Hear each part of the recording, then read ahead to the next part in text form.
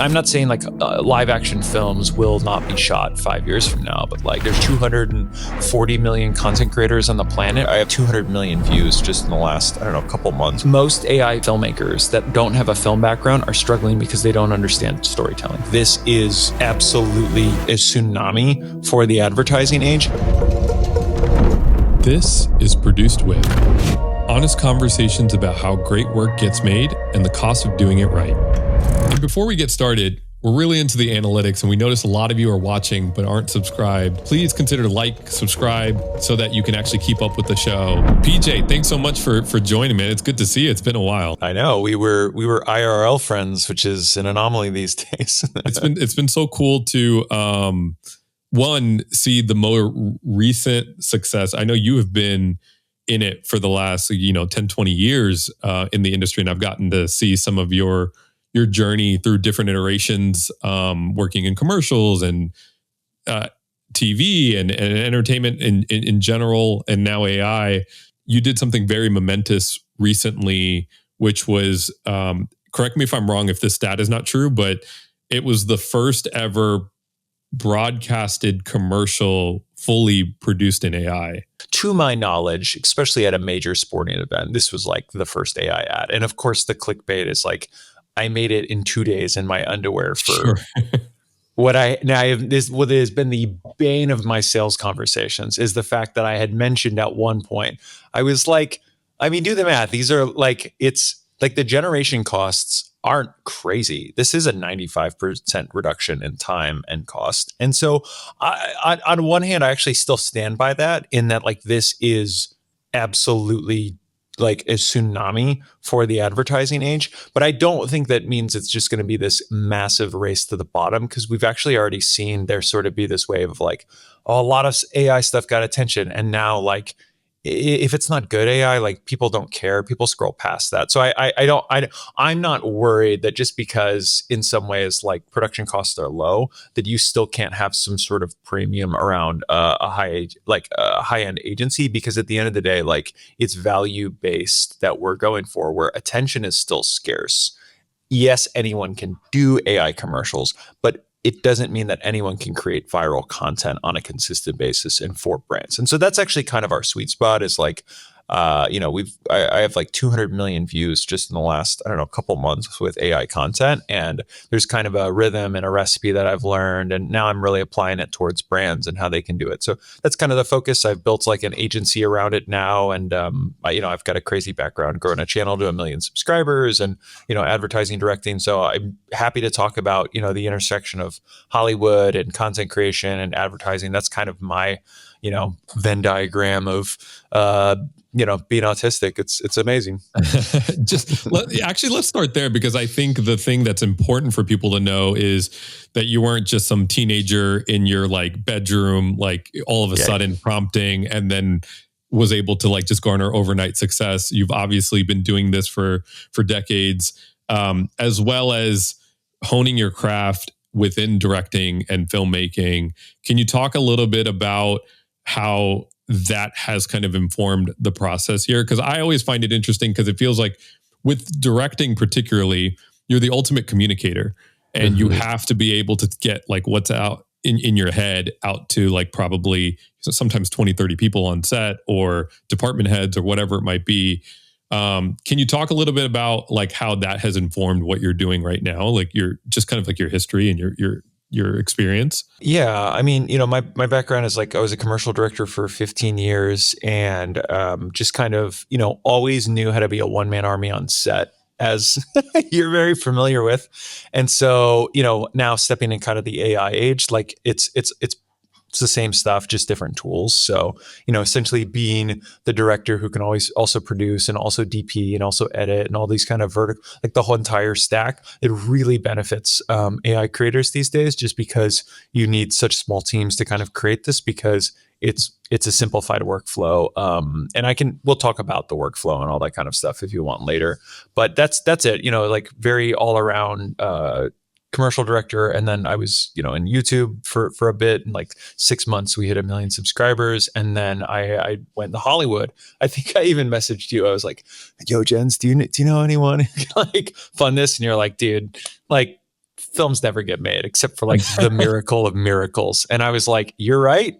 And literally it was like a miracle. We got millions of bucks for our animated series. It was my first TV show ever. I had never done anything like this before. And we got to work with like Hans Zimmer's TV music studio, Bleeding Fingers Music.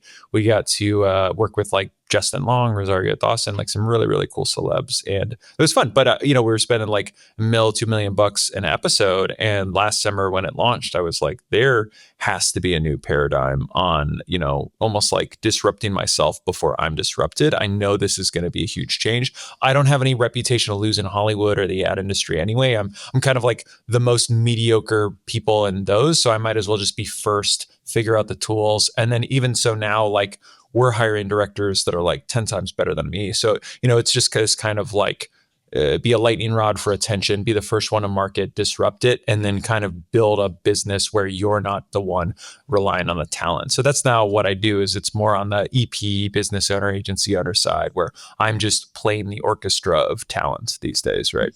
Right. Actually, to your credit, it's what I've noticed from afar, I guess, like, is just how on the like edge or cusp of technology that you've been on, and you've obviously like in your commercial directing and all of that.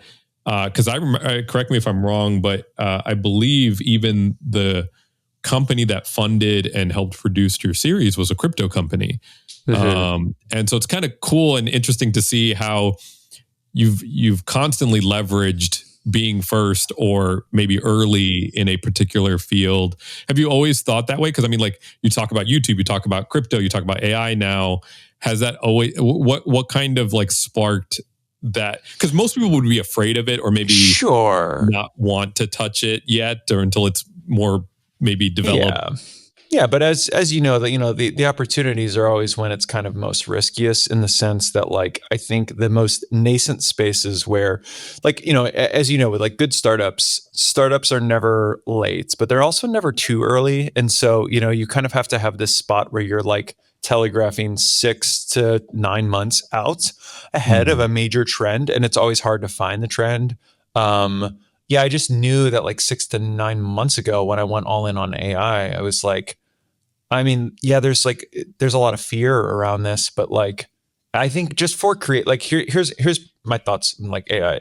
Yes, it's incredibly disruptive. We now have clean data and ethical training models. So like Google offers indemnification. It's like they spent an absorbent amount of money, tens of billions of dollars, kind of training this unique, like, green data set, so to say. So like that is like the major, kind of hurdle that we've overcome on that front. And then, if it's disruptive to like the industry and puts people out of jobs, like it does. There have been many disruptive technologies throughout the history of mankind. Doesn't mean that the world's a worse off place because we're not only using shovels, we now have, like tractors and all that kind of stuff. So I think that we're able to upskill and reskill. Creators go from, I'm working at Pixar for 20 years, just doing shading on the upper lip of a character, and that's my full-time job, to I can actually create Pixar movies by myself in your underwear if you want. That's funny. So anyway, you're just kind of like expanding, and I still think it's very early in the stage of AI, and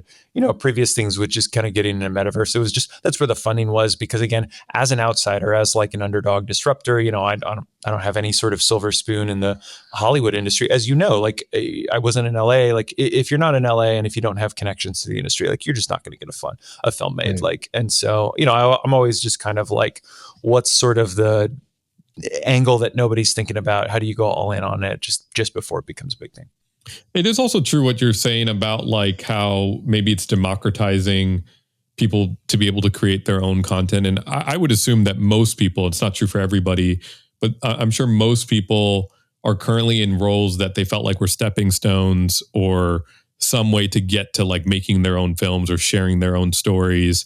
But then like they'll start working in the career, and they'll probably become like a career AC or a career gaffer or whatever it might be. But if you don't have like the resources or the, like, call it like the millions of dollars it takes sometimes to create something, it seems like this might be paving a way for everybody to share what's That's right. probably inside of them. Yeah, yeah, and I don't know. Like again, I want to be sympathetic to like the grips and the gaffers and the caterers and all the sort of like ancillary positions to the core creative process, because like at some level, like the writing's on the wall. Like I'm not saying like live action films will not be shot 5 years from now, but like it's going to be a fraction, a shell of what, and it's only going to be, I think, like the Christopher Nolans, or it's going to shift to like content creators, and that's like the new Hollywood paradigm at some level with studios and stuff. But even so, like at the end of the day, I think we do have to say, okay, a tsunami's coming, whether we like it or not. And I'm either going to get surfboards and learn how to ride the wave, or I'm going to kind of like figure out some way to navigate this, because you just can't stick your head in the sand. You cannot overregulate this. It's like Pandora's box. Like, so I'm not an AI proponent out of this sort of like, I don't care about the industry or the disruption. I'm just saying like it's inevitable, and I do think, like you said, and like the democratization, there's like the silver lining on all this, and is the fact that like I think the next Star Wars could be created by like 14-year-old kid in Uganda with like a $200 laptop.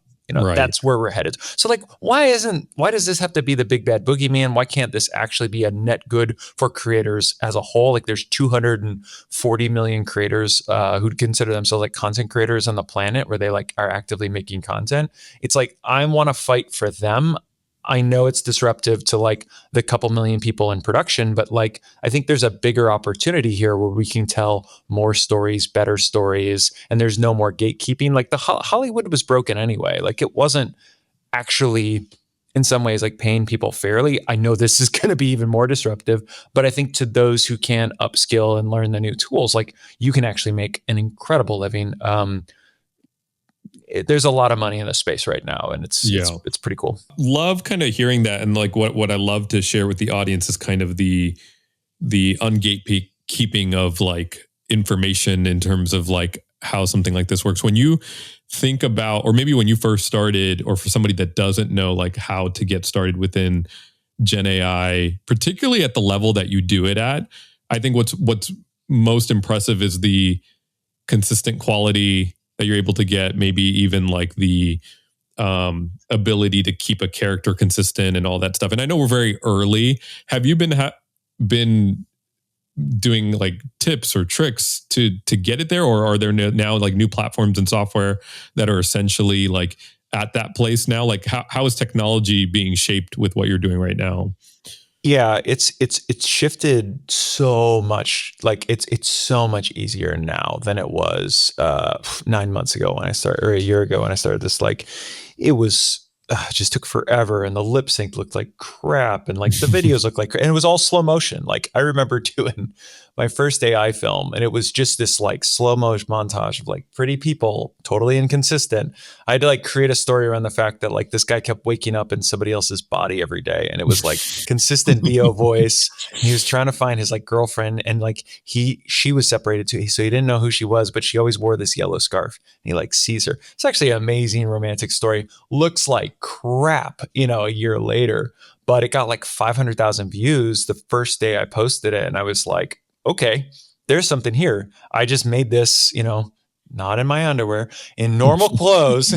I made it in like, I made it like 24 hours, and it just got like far more distribution than I've ever had on like huge projects. And I was like, okay, the market is really ripe for people who are kind of on the cutting edge and have some sort of taste on the background on the filmmaking side. So as far as like how to use the actual tools, like it's so much easier. Essentially, like VO3 like really broke the internet about a month ago when it came out, and I'm sure you're vaguely familiar with Google's model VO3, correct? Yeah, and actually, interestingly enough, I don't know, I could say this to a lot of friends, but mostly when I see friends' works, it's usually they post it on Vimeo or on Instagram, and that's how I've seen it first before it like maybe goes on air or whatever. With you, it was different. I was on TikTok, and on my For You page, the dog Pupperman, the pharmacy commercial. The pharmacy commercial came up, and then later I saw you post. I was like, "Oh, this is so crazy that the distribution of like virality happened before I even saw my friend post about it."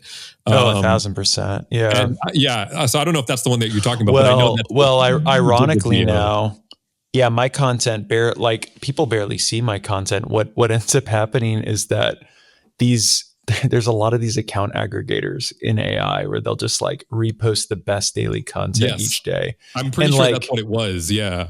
you have, I don't, like whatever. I have like 20,000. So I have like nothing on Instagram. And then these like 2 million follower accounts, they just like kind of steal your content. They'll credit Sure. you, but like they front run Yeah. all your views.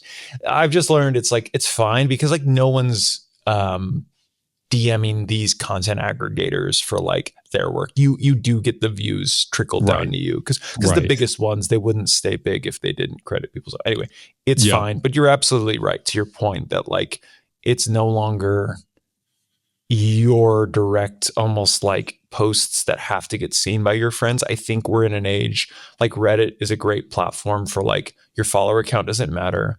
It's kind of like TikTok, and that if it's hot, it just rips. Like Gary Vee, this is the craziest quote I saw 2 weeks ago. He was like, "Look at this video from yesterday." He's like, "I have 15 million followers. This got 20,000 views. Make it make sense." So he's like, "I'll tell you why it makes sense because this video sucked. Wasn't that good? Just posted it for fun." And he's like, didn't engage the algorithm. And then he's like, "No, let me show you this." And it has like 90 million views. And he's like, that's the opportunity. And then he shows other creators who have like, 1,000 followers, and they'll have something that hits like, 10 million views. It's because that's how platforms are designed now, where like essentially follower accounts don't really matter. I don't know if this is too nerdy or whatever like that, but essentially like, the algorithm shows your content to a portion of your audience that are like your most dedicated followers. If they engage with it, there's retention to the end of the video. Maybe if they like, comment, share, it sends it to the next segment of your followers and then next segment. And at some point it sends it to outside your followers, but that are sort of in this niche. So I always say in content, like you need to have like a stereotype, you need to have a cliche, like you need to have like a niche the algo can kind of wrap your content into, because that's how you're going to start picking up like the adjacencies of followers. And then at some point it kind of hits a tipping point of mass virality, if you will. Yeah. I mean, what's cool about like, I guess like where you're even at with this, it seems like your experience with like YouTube, growing a channel, I'm sure like all the other like even commercial filmmaking has allowed you to think this way in terms of not just maybe as like a normal director and the creative, but you're also thinking about like it sounds like audience distribution, hooks, marketing, in a way that like maybe most people aren't thinking about. Does it feel like that's very important to like how you're creating today? Yeah.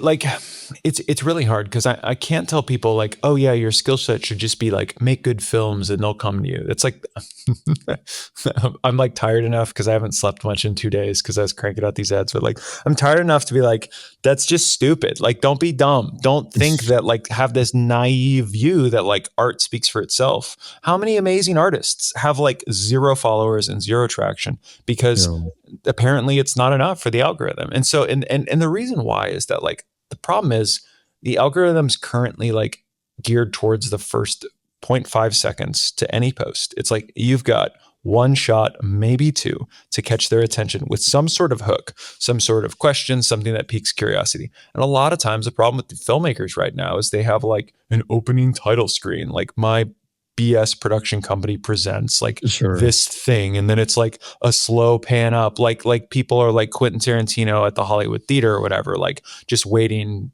for your awesome, like people don't care, right? And so you need some like a really hooky opening shot. Bible influencer thing blew up, but basically now that's like super common in Instagram where it's like people it's like it kind of spawned the Yeti vlog and stuff, and people are really tuned into like contrast and expectations and like subversions of like the norms. So it's the classic like SNL thing where I have something familiar and then I have something foreign, and when you combine them together in like a totally photorealistic way, it's really fun. Like it's so that's why like AI is kind of exploded, is because VO3 makes it easy, and that ties back. You're just prompting text and then you're getting really, really amazing outputs, because even if you just prompt like, Bigfoot holds up a package of Ozempic and said, "Yo, chat, just got sent the new drug. Let's try it out." It's like, it'll do it. You literally can just prompt that phrase. All of my techniques like that I've learned, like they matter. And yet at the end of the day, when you just upload basic text to Google, Gemini is baked into where Gemini is actually extrapolating your prompt. So you don't even need, like, I used to think there was such a moat around my secret sauce prompts, but like I have tried all the top filmmakers prompts, and I don't actually think there's like some one that works better than the others. I don't think the moat is around the cinematic like look of things anymore, because it's easy to prompt for that too. I think the moat is like top of funnel. Like, can you hook people on like LinkedIn or X? Can you hook people with your headline, or on YouTube? It's like the Mr. Beast philosophy, right? Yeah. Can you hook them on the title? Can you engage them further with the thumbnail? And then from that, can you lead them lower into watching the content of the content?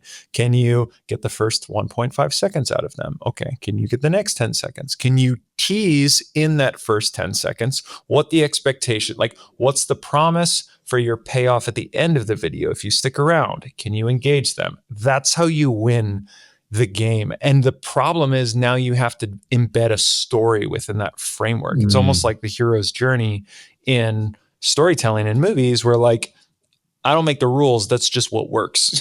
So figure out your artistic BS in this super constrained, superficial, artificial framework to make organic, true stories. Like, what do you want me to say?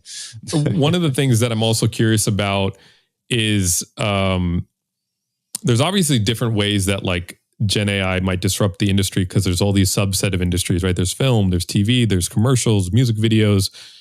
It almost seems like what's going to get hit the hardest sooner than we have ever thought, especially with VO3 coming out, is probably music videos and commercials.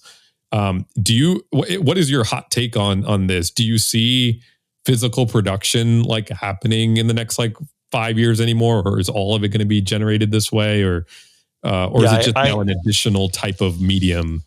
I hate to be the Grim Reaper here, but like, I don't see a world. I'm not going to be as arrogant to say this is like emphatically true, but I don't see a world in which like you do 6-7 figure ads, like even music videos at some level, like within 2 to 3 years. Like it just doesn't make sense. Like when right now, as bad as it will ever look, I'm getting pretty close with my ads right now. I'm probably like 75 to 80% of the way there, which is what you saw with the Kelce NBA ad. And that's kind of why it went like mega viral a couple of weeks ago, is people were like, it's not that far off, and it's pretty funny and it's pretty entertaining. So like, I don't care. Like, again, it's advertising. There's nothing pure about this. And even in that, like I'm telling clients, like, don't come to me if you're Dove and you want to do some like warm-hearted campaign about like something that feels to the audience like you're trying to be overly human and authentic. Like, sure, we can have human values and we can tell human stories. That's great. But I do try and tell brands we work with now, like, people are most receptive to AI because they're going to know it's fake. Like, we'll get close. We're probably might be actually at the moment the best in the world at this game. And I still say not there yet. And I just say, so why don't we just lean into the comedy? Like, you remember the Old Spice commercial, like, you know, whatever, pick it, you know, power, just all like crazy ladies, back to your man. If those were made with AI and they looked 80% of what they did, you wouldn't care. It'd still be viral. It'd still be a meme. And that's kind of where we're at with this. We're like, consumers, they already hate ads anyway. If there's like, it doesn't matter to them how it's made. I think as long as it's making them laugh or entertaining, and otherwise, like, they're just going to scroll on. So who cares like what it is, whether it's AI or human, because nobody acknowledges it anyway. And the easiest way actually to capture attention for your brand right now is to make it with AI, because you can do some crazy stuff. So and that's people kind are their ear is close to the ground currently with AI. So it's like people are like watching and wanting to like know more about this. So it seems like it's like a really great attention sphere right now. If you are, it seems like all the more so. I mean, that's what's even crazier is that like we're working with some pretty good directors now, and they're like, okay, I just did a new like Nike spot, and like it's what's expected of Nike. So all of our, you know, hundreds of thousands of dollars that go into these, like nobody cares because it's what's expected. But now we're in this thing of like, we have like the insanely low budgets compared to this stuff a lot of times. And people are like, you know, it just goes like millions of views, just like crazy. And it's because it's new, it's kind of interesting. And so I do think there's a huge arbitrage right now. I think if anyone is anywhere near the film industry and wants to be a creator, this is the best time in the world to just jump in like head first. I can't tell you how many things I see people saying of just like, hey, looking for a really good AI creator. And to be honest, and again, I really don't want to come across arrogant because I'm actually frustrated by the lack of talent in the space right now because I'm hunting for the talent and I don't see it. And like, there's a couple other agencies, but the problem is like all of my peers, the studios that are like at my level, they're in the Hollywood space and they're not in the ad space. There's like one or two pretty good ad studios and like amazing work that they do. But on the whole, like the paradigm, like all that we're doing, and I'm kind of surprised more studios aren't like disrupting it, but like we're just taking very traditional directors that have been doing this for 15 years and we're just teaching them these tools and we're pairing them with amazing world-class writers that are more geared. Like this isn't rocket science. This is like doing extremely well from like a business point of view. And it's not that hard to like run this as an agency. But so if you're like an individual creator, I would just say the issue that I'm seeing is that like most AI filmmakers that don't have a film background are struggling because they don't understand storytelling, which is fine. There's a lot of ways for them to learn. Just get in more reps, study the content, deconstruct best performing content. That's it. For people who are like writers and haven't, kind of done filmmaking, it's like it's pair yourself with the filmmaker. For filmmakers who have a great background but can't get their content to go viral, even with their AI test, I think they need better writers, and that's kind of the lack spot on there. And then for brands, honestly, this is actually a hard time. Is brands struggle sorting through all the noise and the garbage that's out there of like crappy looking AI content. And again, I really don't want to disparage anyone. And I want to be the first one to say that like I am an incredibly mediocre director, like very like D tier normal that I'm just early in the space. And I think I was the first one to kind of like have a half of a business mind to kind of like run an agency around this. So I think I'm also just pulling my head to figure out like, in what world is like the WPPs and the Whedon Kennedys and like all these agencies, like I'm kind of surprised like they're not learning this sooner. I think that's what sometimes like shocks my mind too, is like I feel like these tools aren't that hard to learn. But it's a paradigm shift, and we're trying to figure out like, do we roster directors? Like, do we kind of try and keep them in-house? Like, how much should we be sharing our prompts? Like, we have the curse of knowledge where like we have a lot of, if you will, like things that seem easy to us, but I guess it's not that easy. The problem is I share all my tips all the freaking time. I've got this amazing newsletter plug, which says my prompts, it says my process, and every freaking post that I do. I'm so salty right now because I have not slept in 2 days. So I'm so sorry. Why aren't there more people doing like world-class work in the AI space? And I guess it's just because we're still early. Yeah. And anyway, I'm sorry. It's more of like a frustration of I feel like overworked as a person, and I'm like struggling to find more filmmakers at our agency who like really, can like take on some of this work because the inbound is relentless. So I need to take a breath. I don't know if you've seen that article recently that came out about how 71% of film budgets go over budget. It's crazy to think that like, this has become like a standard in the industry and you just kind of have to keep going with it. I don't know if you've heard of Saturation, but Saturation is the next gen budgeting tool that you can use to streamline all of your operations and your budgets and your finances on a project. It gives you really easy collaborative tools, and you're able to bring in your budgets and your actuals and your expenses all in one place. If you haven't tried it yet, go to saturation.io, sign up for a free account. It's really easy and quick to sign up. I think you're onto something, and I think it really is. It's trying to demystify that even for me. Like, I know one part is fear.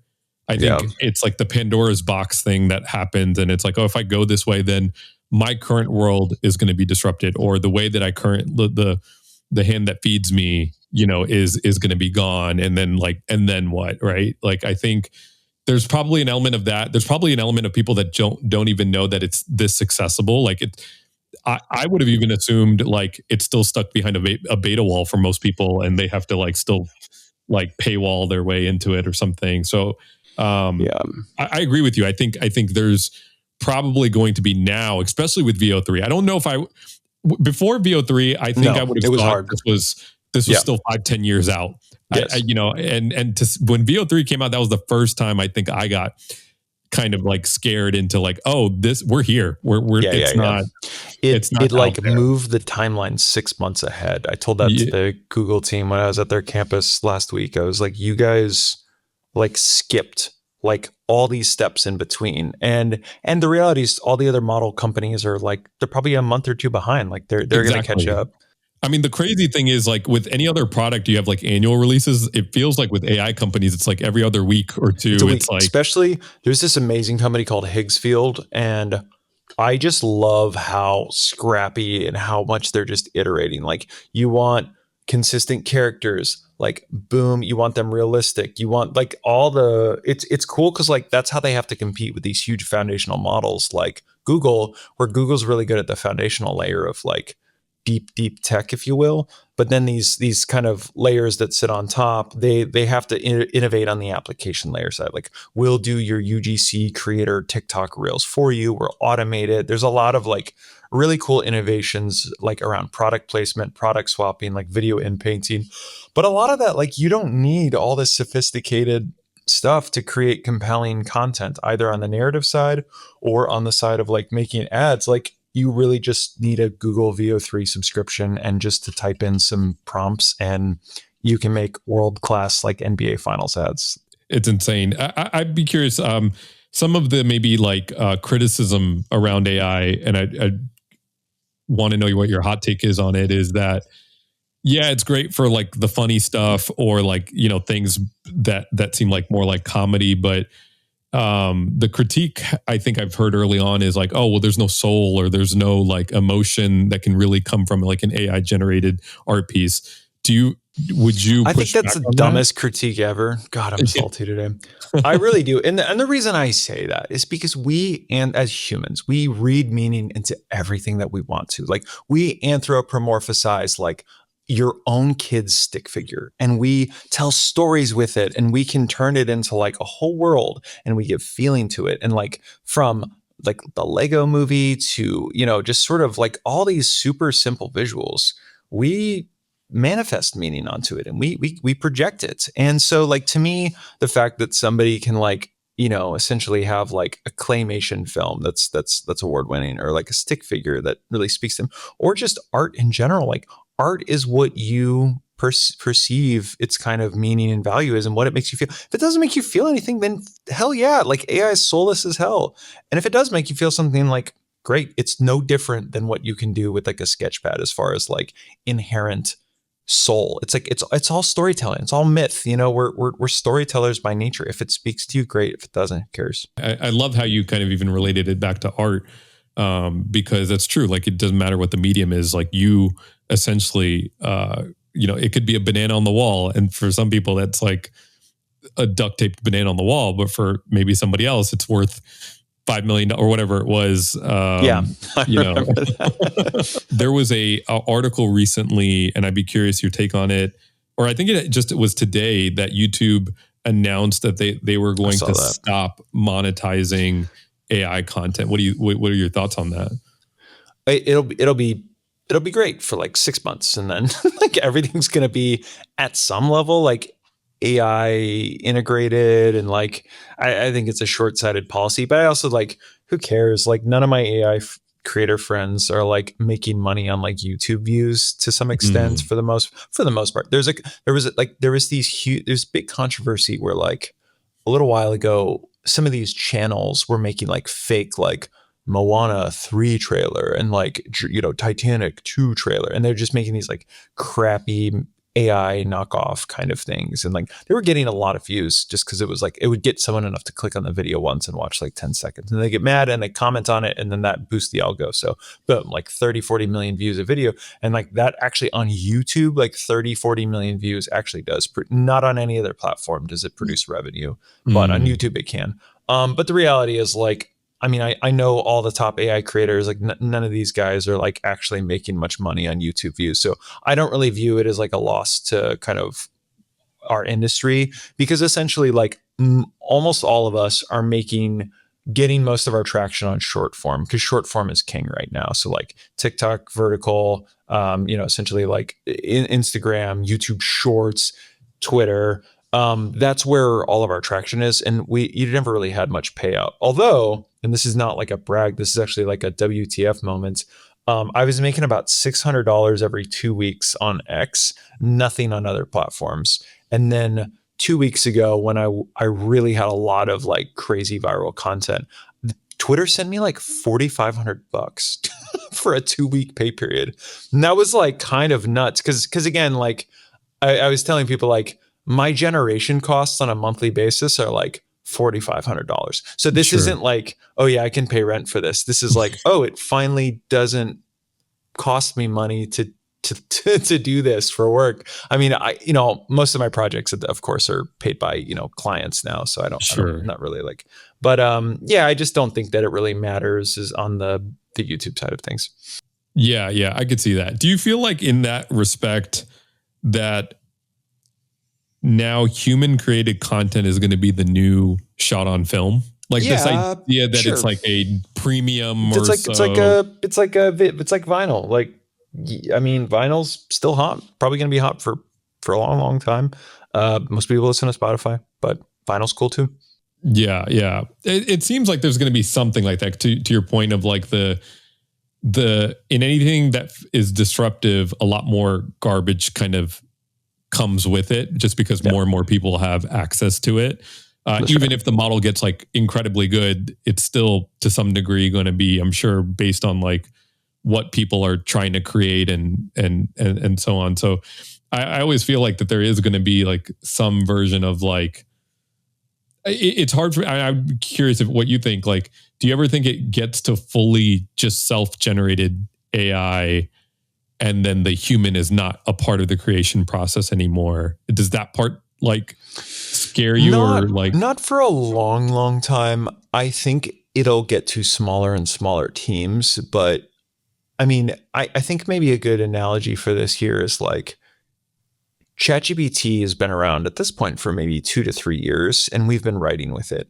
I have not noticed like the exponential growth on the creativity of writing side of things that I've noticed in other areas of AI. So I don't think that just because AI can create stories, does it mean it will create compelling stories? I think I think for ads and short content, we actually maybe, but I think for any kind of longer content or a cohesive universe, we'll never at least get beyond kind of a conductor of AI, where they're the tastemaker that kind of like sets up approvals. And I think the teams can maybe become these sort of pseudo AI agents.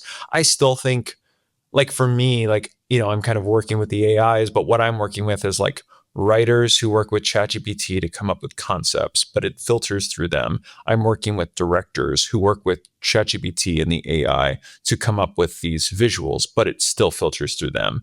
And sort of we're filtering out 80% garbage, 90% garbage, but that's still fast and it's still good. Is there other ways? I love that you're kind of bring up the different ways that like you're using AI other than like call it like the maybe more forward facing one, like using VO3. Are you using AI in other parts of your workflow to like essentially get to that place, like whether it's editing or writing or like some of the other like aspects of your workflow? Yeah. So you're saying like, obviously the visuals are AI, but is there sort of like the pre-production and whatnot that informs? Do you want me to just give you kind of like the 60-second? Yeah. Like let's just go through the whole pipeline here. You just prompt it. That's it, bro. Done. That's done. I say that because I want to create an NBA Finals commercial. Blah blah blah. Yeah. In the style of PJ. I lay this out. Side note: if anyone wants to watch like a deep dive tutorial, one, I've got a pretty good newsletter. Just type in like PJ Ace Beehive. PJ Ace socials. All my socials linked to my Beehive. Beehive is like my just newsletter place. It's got articles down below, and then I send a bi-weekly when I can email update somewhat consistently when I'm consistent.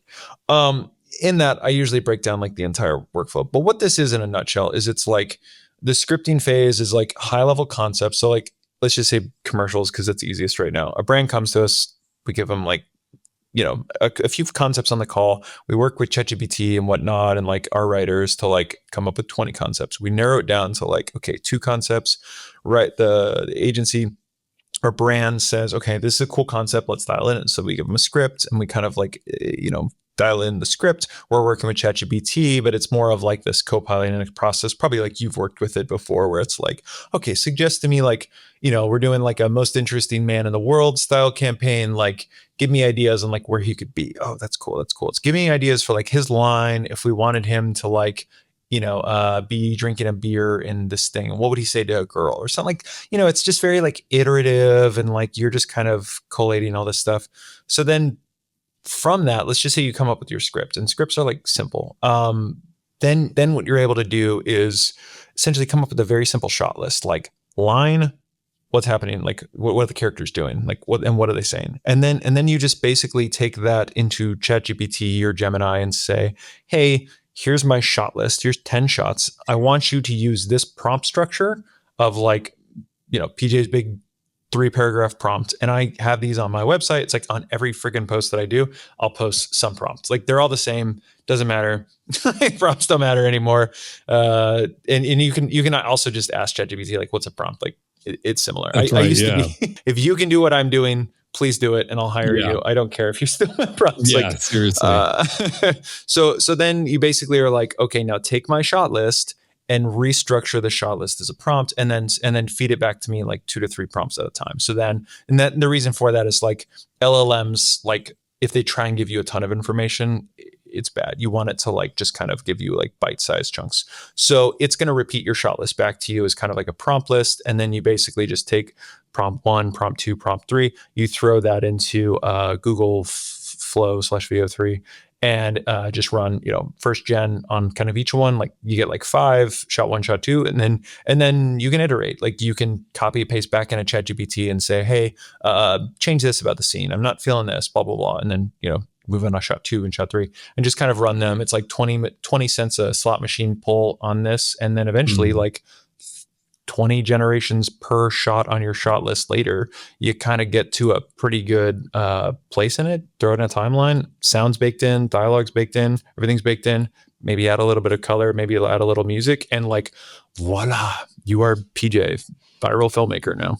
The whole thing is not just like one prompt. It's probably like multiple iterations of different like takes and prompts, but then also you're still taking it into like, I'm sure like some sort of like editing tool like Premiere or whatever, cutting it up, adding sound design or music or things like that. I don't want to underplay on our spots how much like little fine tuning there is. I think it's like, what do they say? Like the first 80% of something is like, it can take like not that long. The last 10, 20%, 5%, it takes just as long, And sometimes that's like it's that last 5 to 10% that makes it from good to great. It's so true from even normal, like I guess like filmmaking standards. You've been there where you're like the eve of release and the edit's just not working, and you're like, this has all been for naught. No one's ever going to work with me again. And then like something clicks, and you're like, whoa! That actually happened on Popeyes today, where basically McDonald's is launching a snack wrap today, and Popeyes wanted to kind of like steal their thunder a bit.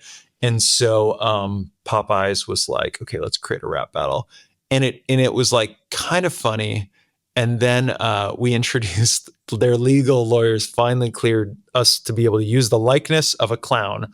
We're not saying it's and it's like, and he's in the kitchen, like there's grease fires, and he's like having a meltdown, and he's like looking through Popeye's window, like jealous of like their party. And like, it's once we added that, like the whole spot worked, and it was really funny. It's interesting to hear how brands are kind of approaching it, I guess, is a lot of what you're doing like direct to brand, like they are like coming and approaching you about like a specific spot. And at the moment I vastly prefer it.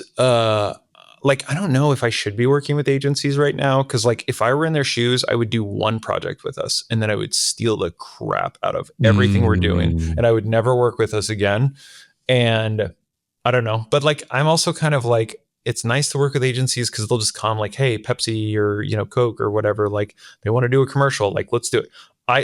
we're certainly not doing any outbound. We're like drowning in inbound. I bet. Well, and it sounds like you guys are becoming your own agency as well. So like, yeah, like I mean, like there's just, I don't know, like we do creative for ads and we do ads. Like it's a simple kind of production company agency. But yeah, I don't actually know like if we should be working with agencies. My only caveat to like why we can is just because I'm like, okay, they'll be like 6 months behind. Like, but this stuff's going to be really fast, really quick, and that's why I'm like, people need to go all in. Right now, they need to go all in. There's so many opportunities. Well, and it seems like to your point, like you don't need a lot to like start. It's not like you need like, I don't know, like a GPU farm or something like that to like get in here. It's a subscription. It's all cloud. It's all subscription. Yeah, you're able to.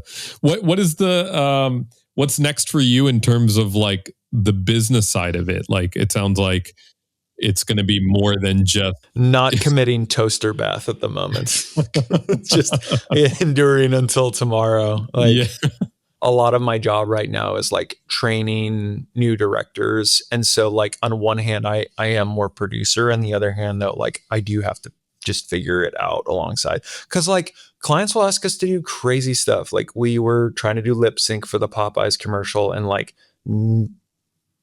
there was no solution for lip sync that looked photorealistic and good. It all looked bad. All the platforms right now, they're good for sometimes talking, but it just looks. So I just said, okay, like executive decision, 9th hour, we're not doing lip sync. What we're going to do is have a huge pop filter in front of their mouth. And then we're going to have them just kind of like hype viral in front of it. Smart. And we're just going to kind of infer that. And like, then literally it saved the video. But if I wasn't up until like 3 a.m. the last 2 nights, we couldn't have had that solve. And so, yeah, that's why I'm just kind of like really trying to figure out how to make this sustainable, because it's really hard to say no to things. That's like, it's kind of, what do they say? The enemy of the great is the good. And like, one of the things, we have to say no to is like now like good paying money, because we have to figure out who are the clients we want, what are the price points that work for us as an agency, and then how do we have partners we pass other stuff off to, like,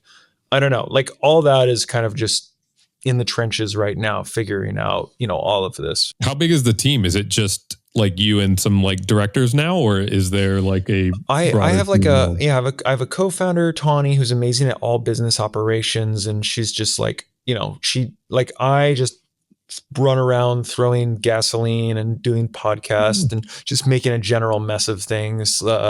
And she helps clean it up and assign people to classic, COO, CEO kind of dynamic. So I would even, I'm sure like director producer dynamic. It sounds like, yeah. Basically right now, one of our next hires is I need a producer. Shout out any producers on here. We need that little more orchestration. On our team, we have like a head writer and then a network of writers. We'll soon be hiring like a sort of full-time or part-time lead and a full-time producer. And then I need an in-house full-time creative director. Like, cause that's what clients want on the calls. Like, you kind of need like the sales aspect, you need the creative aspect on the writing side of things. Then you kind of, probably after a call or two, you need a creative on the director side of things that kind of represent your studio and then help kind of manage that. So the problem right now is just I'm like playing all the roles. And part of it is because it's not like like filmmakers actually don't like to work full time. So it's actually hard to find full, everyone's like, no, I'm making great money doing, whatever, like 1,000 a day, 2,000 a day like plus a gig or production. Yeah. And then I just work my own schedule and I can make like whatever, like 150 to 200 to sometimes 250 a year. It's like independent freelance director. Like it's hard for me to like, we can match what you're currently making and offer you more flexibility. Like it's that anyway. These are, as you know, you've run production company and studio before. Like it's real. These are the problems. Yeah. Because I love hiring people, but like I can't afford like having these directors now. Cause like in old production shoots, directors, how many days do you say like the average director's working a month? Like in some months, sure, it's more, but in other months, it probably can be like like 5 to 10 days a month max, right? Sure. And they'll make what, 5-10 grand, like sometimes on those days if you're a premium director. What we're kind of offering is like, yeah, it's a much lower day rate, but like you can work like 22 days a month with us because we just always have content that we need to shoot. So then it's like, I don't know, like how I can't spend like 30 grand a month on a given director. So anyway, this is probably too much inside baseball maybe for your audience or anyone who wants to work with us. And it's like, is those the budgets? But I am kind of like, I'm just an open kimono guy. I have no filter with kind of like what we're dealing with. It's like, here's the problems we have, trying to figure out solutions, I don't know. I love that. I mean, like most companies now, or at least are like very, it sounds like the future of companies is very creator driven as well as building in public. And it kind of feels like that's what you're doing. And I think is like maybe some of the success. Obviously you're doing a hell of a lot of work. But I love that. Like it's something that I'm trying to even learn for myself. And part of the reason for even starting this podcast is to be more creator driven, forward facing, have real conversations with people. So as much as this is for my audience, it's also for me as well to kind of learn and understand and give back in some ways too. So no, this has been awesome, man. If people want to ask me questions, I actually love helping people, and I really, really, really love connecting with creators or brands or whatever. Problem is, at the moment, I don't have as much capacity just to kind of take. I take all my DMs are always open. I just say, if you want to work with me, create really good stuff and have like a really good hook on like a traction point. It's, what I mean? Like, hey, it's got all these views. I think we'd be a really good fit, by this. And like the problem is right now, I just can't offer advice and like specific things on like, how do I do this with AI? Like I just get too many of those messages at the moment. So it's like, if you do want to work with us, it's like, have great work and then showcase like some traction around that great work. And usually like that's who we hire, is people who are like been doing this for 10 years. They have you don't even have to work with the AI. It's like a lot of the actually people we're hiring is like non-AI people. And it's just like, we'll teach you either on writing side, like there's not much difference between writing AI and non-AI. But then on the directing side, like, yeah, the directors that we're looking to work with, like they just have stellar portfolios and they want to learn and they're good to figure out, stuff. One final thing I actually can give back to the audience is, if you do want to learn this stuff and you don't require my direct time or attention, I have 2 great resources for you. One is my newsletter. Like I just, update great content on there. But I actually have a VO3 tutorial. It's not, I wish I sold a course. I probably would have made stupid money if I carved out a week. But I've created a crash mini course on YouTube. If you just Google, and I'm plugging another podcast, sorry, Greg Eisenberg VO3. And and then I walk through one of my, probably the Pupperman ad, and here's all the prompts I'm using. Here's the process I'm using. So if you want to put that in the show notes too, just feel free. We'll definitely link that as well. Well, PJ, cool. It's been fun. Thank you so much for your insight, and it's good to see you again. It's just a great excuse to just thank you for dealing with like rough PJ. No. This is the real rough. PJ, kind of in the trenches. Yeah, man. Thank you so much for having me on. Thanks for tuning in to Produced With. You can find more episodes wherever you listen to podcasts. Produced With is brought to you by Saturation. If you're a filmmaker, check out saturation.io, the all-in-one production budgeting, payments, and actualization tool. If you like this episode, subscribe to the show, leave us a review, or share it with someone who needs to hear it. Special thanks to our producer Eugene Wade and editor Stephen Gray for helping shape the conversation and making it sound as good as it does. And hey, check out the show notes. Join the community and find us online.